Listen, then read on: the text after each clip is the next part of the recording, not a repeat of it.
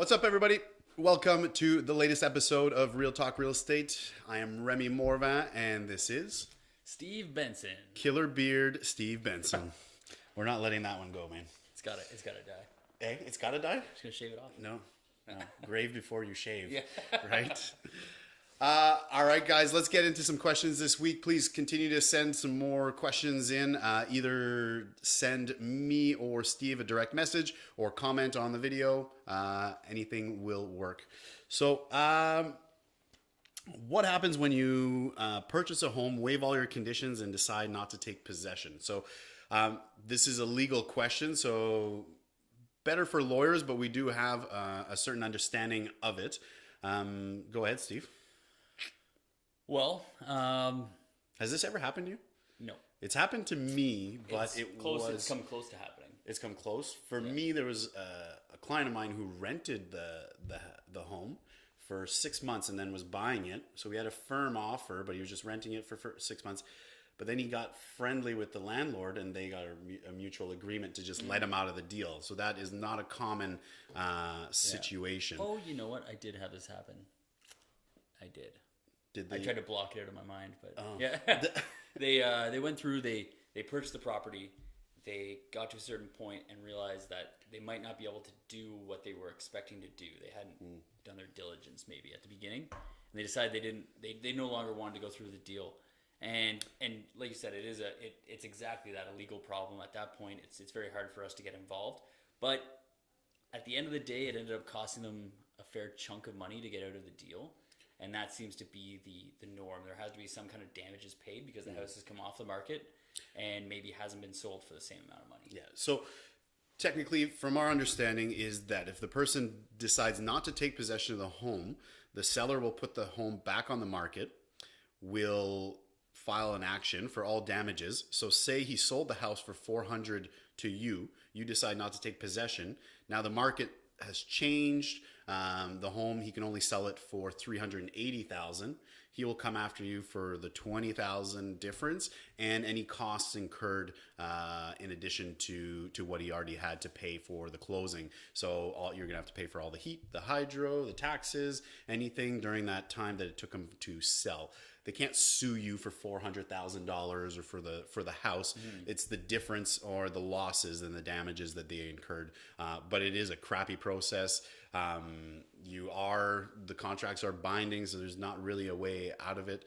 You're going to have to incur those costs. Now, to the best of my knowledge, if he puts it back on the market and sells it for $410,000, I don't think that they can come back after you. There might be the damages of the carrying costs, but you'd want to check with a lawyer. Yeah, it's a hell of a risk to take if you have to make sure that you really need to be out of this deal to be willing to bet on it selling for more or selling for the same amount and you not having to pay anything or even a certain amount. Yeah, even at the same price, they would still. It's also, will the seller, if he puts it back on the market, sells it the first week because it's a hot market, and he had to carry the house for an extra 4 weeks, etc.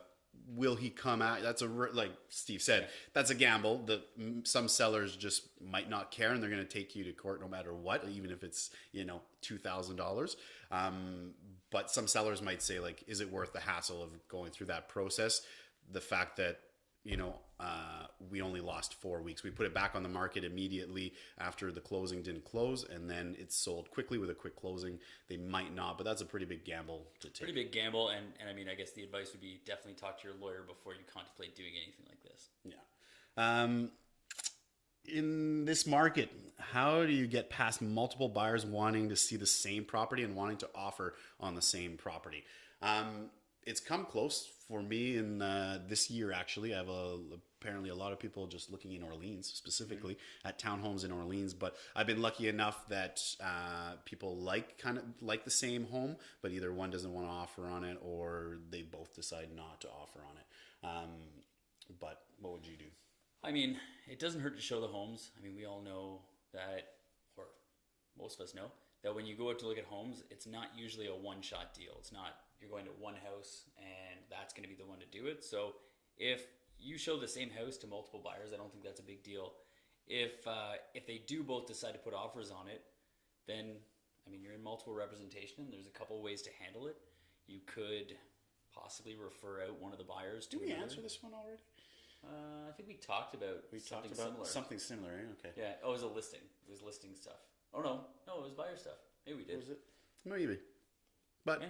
Anyways, on that, Yeah. I don't. I think it was a similar situation, Yeah. but not the exact same question. I'm going to go back and check.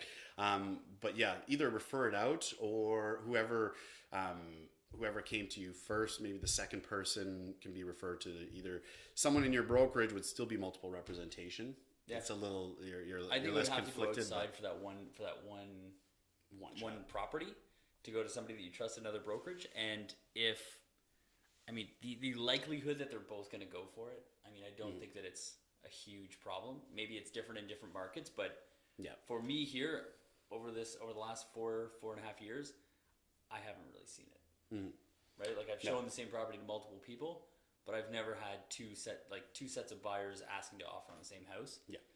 And I think now I remember the question is just how to deal with multiple representation in the sense that in our one of the last episodes was if someone wants to offer on, so you have a buyer that wants to buy your own listing.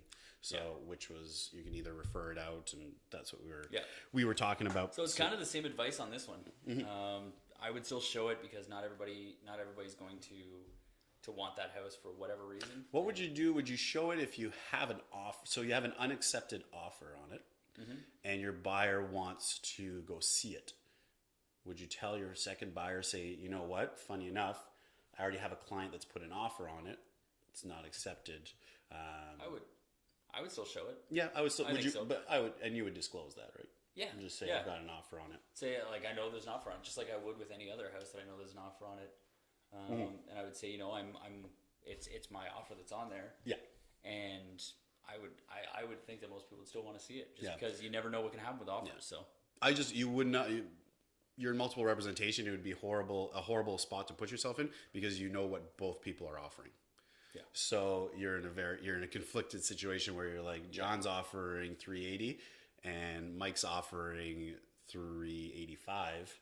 What do you tell John? You can't tell him anything, actually. Yeah. And then when your other buyer wins the property, does John feel like you told Mike to pay more? It's a situation where I would definitely, two buyers buying the same property, one's going to another agent. Yeah, it's not a situation that I want to be in. And if it came down to it, that's probably the way I would do it. Yeah. Yep.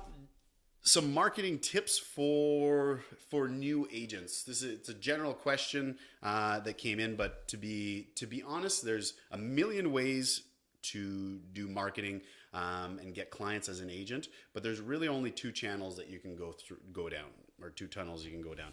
You can go down the hunting tunnel, or you can go down the farming tunnel. There's a way to maybe mix the two to begin with, but at one point you're gonna have to, if you do it one or the other right, you won't have time to really do the other one. Like people that constantly market, and then your business will get to a certain point where, like for me and Steve, I think we did the same thing. It was farming all the way, and now like we don't have time to do any marketing or the need to, unless we want to build a team that has a team of 6, 7, 8 people. But for an individual agent, not a lot of people want to run a team and have that responsibility. But it's really choosing your strategy is the most important right from the get-go. Determine if you're going to become a farmer. Then you can do hunting strategies to build your database. But then it's to create a system. Steve's got a really great referral system, but in the beginning he's had to go get some clients, but now he doesn't have to hunt anymore. Yeah, you have to find clients, and I guess my advice would be doing a mix of those two, of a hunting and a farming sort of system, where at the beginning you have to hunt a little bit. You have to get out there and find something, but you don't have to go to the extreme of that, right? Yeah. I guess you're kind of hunting, you're passively hunting is what I would say I did, is, talking to people and make sure that they can see that you're growing your vegetables, but then you're like, I want some meat today. Yeah, exactly. So you go find your deer. Hunt a little bit. Go hunt. But then once you get into that flow, then it just becomes, putting out valuable content, and it's the same thing that you're going to hear a ton of times on here is like putting out valuable content, talking with people, being a resource, not expecting anything. I one of the things that I learned, and one of the best piece of advice I can give new agents is don't get attached to outcomes. If you're sitting there and you're like, oh, this person seems like they're, super into buying with me, and whatever else, they might be going to work with you, but it might be in 3 years. And if you get super disappointed, you get upset, you lose motivation, and you stop and you might lose that watering. client. Yeah, and you stop doing the things that will continue the farming process. Exactly. So just don't get attached to any outcomes. Or hunting. On the other, if you keep missing and you keep missing, you're like, I'm not going to go hunting today because I hate not coming home and not have shot anything. Yeah. And for a general advice on either or, it's going to be pretty much somewhat of the same thing. I'm going to say my suggestion to you is going to be Facebook. So if you're in a hunting mode, you want to go through the back end of Facebook advertising and give something of value to them, not just a free home evaluation. Everyone can give free home evaluations, but now our systems, the MLS system is back on where we can send sold prices. So you can have people monitor their inventory. You can run an ad against that. Or if you're farming, people worry so much about what they put on Facebook. How about you engage and actually care? People will do business with people who care about their own shit. Yeah. Not just what, if it's all, come to my open house. I've got this house for sale. I just sold this house. Real estate. Yeah.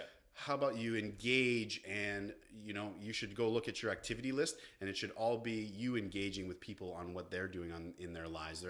They're going to a beach with their family this weekend. Like, ask where the hell it is, because, you might want to bring your family, but just those small things people don't realize. It's not about what you say. It's about what you listen, and all the like button, the love button. Like, as corny as it sounds, it's the communication of 2017. Yeah. Totally agree. Awesome.